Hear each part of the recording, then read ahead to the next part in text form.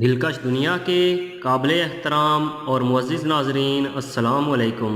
ناظرین محترم، پانی کے بغیر تصور حیات ناممکن ہے اور بدقسمتی سے وطن عزیز پاکستان اس وقت شدید پانی کی کمی کا شکار ہے، اور سونے پہ سہاگا ہمارے حکمران اور سیاستدان بجائے ڈیم بنانے کے اس کی راہ میں روڑے اٹکائے جا رہے ہیں۔ کہا جا رہا ہے اگر اس صورتحال پہ قابو نہ پایا گیا تو آنے والے وقتوں میں پاکستان شدید پانی کے بحران کا شکار ہو جائے گا۔ ہمارے حکمرانوں اور سیاستدانوں کی وطن سے غداری کا یہ عالم ہے، وہ کالا باغ ڈیم کی بہت سخت مخالفت کر رہے ہیں کہ اس کو بننے نہیں دیں گے۔ ایک صاحب کا تو یہاں تک کہنا ہے کہ سپریم کورٹ کا باپ بھی حکم دے تو وہ کالا باغ ڈیم نہیں بننے دیں گے۔ ہمارا آج کا موضوع کالا باغ ڈیم ہے، جو اس وقت وطن عزیز کی اشد ضرورت ہے۔ لیکن مزید تفصیل میں جانے سے قبل نئے آنے والے دوستوں سے گزارش ہے کہ چینل دلکش دنیا کو سبسکرائب کرتے ہوئے ساتھ موجود گھنٹی کے بٹن کو دبا دیں تاکہ نئی آنے والی ہر ویڈیو آپ احباب تک آسانی سے پہنچ سکے۔ ناظرین محترم، کالا باغ ڈیم نہ بننے سے پاکستان کو کتنا سالانہ نقصان ہو رہا ہے، یہ جان کر آپ بھی ڈیم بناؤ پاکستان بچاؤ مہم کا فوراً حصہ بن جائیں گے۔ سابق چیئرمین واپڈا شمس الملک نے کہا ہے کہ کالا باغ ڈیم نہ بننے سے پاکستان کو سالانہ 180 ارب روپے کا نقصان ہو رہا ہے۔ سی پیک گیم چینجر کے ساتھ جغرافیائی چینجر بھی ہے۔ اس کے ذریعے پاکستان کا ایشین ٹائیگر خواب بننے کا پورا ہو سکے گا۔ انہوں نے کہا پانی کے بڑے ذخائر کی تعمیر ہماری بقا کا مسئلہ ہے۔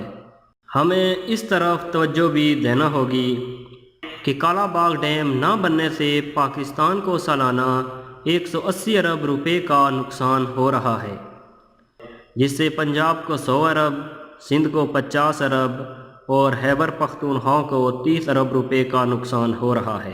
پاکستان کی زراعت اور معیشت کی ترقی کے لیے کالا باغ ڈیم کی تعمیر ناگزیر ہے۔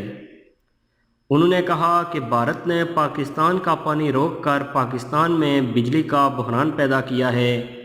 واضح رہے کہ پاکستانی عوام کی طرف سے سوشل میڈیا پر ایک بھرپور مہم کا آغاز کر دیا گیا ہے، اور اس مہم کا نعرہ ڈیم بناؤ پاکستان بچاؤ ہے۔ اس مہم میں شریک سوشل میڈیا صارفین نے مطالبہ کیا ہے کہ ہمیں سڑکیں نہیں چاہیے، نہ میٹرو بس اور نہ ہی اورنج ٹرین چاہیے۔ پاکستان کا مستقبل محفوظ بنانا ہے تو نئے ڈیم بنائے جائیں۔ اگر ملک میں کالا باغ اور دیگر ڈیم تعمیر نہ کیے گئے تو اگلے چند سالوں میں پاکستان پانی کی بوند بوند کو ترسے گا۔ پانی کی قلت اور بھارت کا پاکستان کی طرف بہنے والے دریاؤں پر ڈیم تعمیر کرنا واقعی پاکستان کے لیے پریشان کن ہے۔ مزید اس بات کا بھی انکشاف ہوا ہے کہ افغانستان بھی بھارت کے تعاون سے پاکستان کی طرف بہنے والے دریاؤں پر ڈیم تعمیر کرنا چاہتا ہے۔ بس یہ دیکھ کر لگتا ہے کہ جیسے ہر طرف سے پاکستان پر گھیرا تنگ کیا جا رہا ہے۔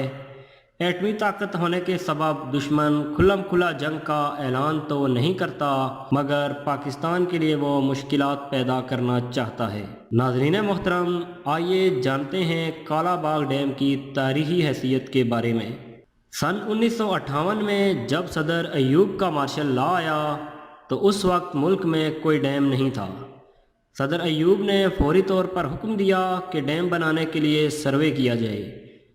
6 مہینے کے انتہائی مختصر وقت میں سروے مکمل کر لیا گیا۔ سروے ٹیم نے دریائے سندھ اور دریائے جہلم کے اوپر متعدد مقامات کی نشاندہی کی جہاں ڈیم بنائے جا سکتے تھے، تاہم فوری طور پر دریائے جہلم پر منگلا اور دریائے سندھ پر تربیلا و کالا باغ ڈیم بنانے کا فیصلہ کیا گیا۔ منگلا، تربیلا اور کالا باغ، یہ تینوں مقامات منتخب کرنے کی وجہ یہ تھی، ایک تو یہ تینوں ڈیم ملک کے وسط میں واقع تھے، لہذا ان ڈیموں سے پورے ملک کو آسانی سے بجلی سپلائی کی جا سکتی تھی، اور دوسری وجہ یہ تھی کہ ان تینوں مقامات پر ڈیموں کو بآسانی ملک کی نہری نظام سے جوڑا جا سکتا تھا۔ اور ان ڈیموں کے پانی کو زراعت کے لیے استعمال کیا جا سکتا تھا۔ ابتدائی طور پر دریائے جہلم پر واقع منگلا ڈیم کی تعمیر کا فوری طور پر آغاز کر دیا گیا، جبکہ وسائل کی کمی کی وجہ سے فیصلہ کیا گیا کہ تربیلا اور کالا باغ ڈیم باری باری بنا لیے جائیں گے۔ تربیلا اور کالا باغ ڈیم میں سے پہلے تربیلا ڈیم بنانے کا فیصلہ کیا گیا۔ کالا باغ ڈیم سے پہلے تربیلا ڈیم بنانے کی دو وجوہات تھیں۔ پہلی وجہ یہ تھی کہ ورلڈ بینک ڈیم بنانے کے لیے قرض دینے پر رضامند ہو گیا تھا، تو حکومت نے سوچا چونکہ تربیلا پر پیسے کالا باغ سے زیادہ لگنے ہیں، لہذا ورلڈ بینک کے کھاتے سے تربیلا ڈیم بنوا لیتے ہیں اور بعد میں کالا باغ ڈیم اپنی جیب سے بنا لیں گے۔ دوسری وجہ یہ تھی کہ ایوب خان کے سیاسی مخالف راجہ سکندر زمان نے تربیلا اور آس پاس کے لوگوں میں سیاسی گڑبڑ پیدا کرنا شروع کر دی تھی، لہذا یہ بات سوچی گئی کہ ایوب خان کے دور اقتدار میں تربیلا کے لوگوں کا تعاون بآسانی حاصل کیا جا سکے گا۔ ہو سکتا ہے بعد میں اس ڈیم پر سیاست شروع ہو جائے، تو اس لیے پہلے تربیلا ڈیم ہی بناتے ہیں۔ اس وقت شاید کسی نے بھی سوچا نہیں ہوگا کہ آنے والے دنوں میں کالا باغ ڈیم بنانے میں جو سیاسی مشکلات سامنے آئیں گی وہ شاید تربیلا ڈیم کا عشر اشیر بھی نہیں۔ قصہ مختصر، تربیلا ڈیم پر کام شروع ہو گیا جو کہ بخیر و خوبی مکمل ہو گیا۔ اس کے بعد ملک میں سیاسی تبدیلیوں کا ایسا دور شروع ہوا کہ ڈیموں والی بات آئی گئی ہو گئی۔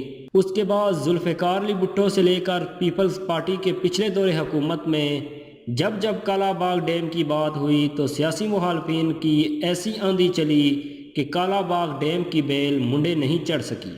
خاص طور پر سندھ اور خیبر پختونخوا کالا باغ ڈیم کے بڑے مخالف کے طور پر سامنے آئے۔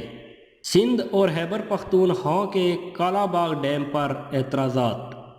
خیبر پختونخوا کے سیاستدانوں کا کالا باغ ڈیم پر یہ اعتراض تھا کہ نوشہرہ اس ڈیم میں ڈوب جائے گا، اور اگر کسی عارضی طور پر بند باندھ کر نوشہرہ شہر کو بچا لیا جائے تو پھر بھی خطرہ سر پر لٹکتا رہے گا، اور کسی بھی لمحے بند ٹوٹنے کی وجہ سے نوشہرہ شہر ڈوب جائے گا۔ سندھ کے سیاستدانوں کا یہ موقف تھا کہ اگر کالا باغ ڈیم بن گیا تو دریائے سندھ خشک ہو جائے گا اور سمندر کا پانی دریائے سندھ میں داخل ہو جائے گا، جس سے سندھ کی بڑے پیمانے پر زمینیں تباہ ہو جائیں گی۔ مزید یہ کہ کالا باغ ڈیم میں جمع ہونے والے پانی کا سندھ کو کوئی فائدہ نہیں ہوگا۔ ماہرین کے ان اعتراضات پر جوابات۔ ماہرین ڈیم پر اعتراضات کرنے والوں کو کیا جوابات دیتے ہیں؟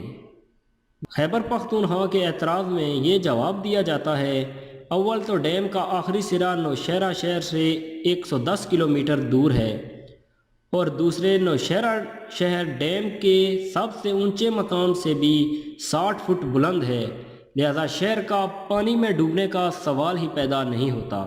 سندھ والے اعتراض کا یہ جواب دیا جاتا ہے کہ کالا باغ ڈیم بننے سے دریا خشک نہیں ہوگا، کیونکہ جیسے ہی ڈیم بڑھے گا تو دریا بہنا شروع ہو جائے گا۔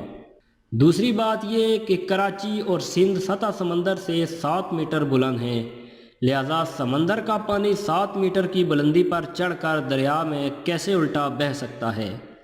زیادہ سے زیادہ یہ ہو سکتا ہے کہ مد و جزر کے نتیجے میں جب بلند و بالا لہریں پیدا ہوتی ہیں اس وقت کچھ پانی دریائے سندھ کی طرف کوئی 1-8 کلومیٹر تک آ جائے، جس سے سندھ کی زمینیں خراب ہونے کا کوئی خدشہ نہیں۔ یہ بحث اس ویڈیو کا موضوع نہیں۔ کالا باغ ڈیم کے حوالے سے کس کا نقطہ نظر درست ہے؟ حکم کا خیال یہ ہے کہ اگر ایک مقام کسی وجہ سے متنازع ہو گیا تو کسی دوسری جگہ پر ڈیم بنا لیا جائے۔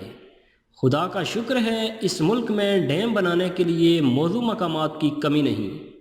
اس موقع پر یہ بتانا ضروری ہے کہ دریائے سندھ اور دریائے جہلم پر 6 مقامات ایسے ہیں جن کے حوالے سے مکمل منصوبہ بندی کی جا چکی ہے، بس پیسوں کا بندوبست کریں اور چاہے تو کل ان ڈیموں کا سنگ بنیاد رکھ دیں۔ ان 6 ڈیموں پر بھی کچھ بات ہو جائے۔ Number 1 Banerjee dam, number 2 Diamer Bhasha dam, number 3 Harpo dam, number 4 lower Palas valley dam, number 5 lower Spat Gah dam, number 6 Mohmand dam یا منڈا ڈیم۔